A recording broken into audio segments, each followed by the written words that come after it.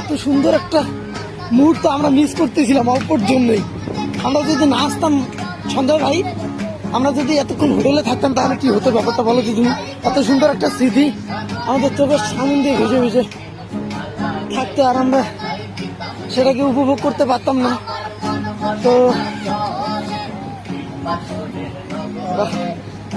দারুণ লাগছে এখানে এসে, বুঝলা? আমার তো অসাধারণ লাগছে, অসাধারণ। লিটন দা, তুমি পিছালে কেন? আসো আসো আসো আসো। ও সাবাস, ওয়াও, ইয়া! আমার তো সেই ইচ্ছে করতেছে। বিক্রম দা সমুদ্রে আসছে, দেখো এই যে এই যে এই যে এই যে সমুদ্র দেখতে, এই যে বিক্রম দা আমাদের বাস হয়ে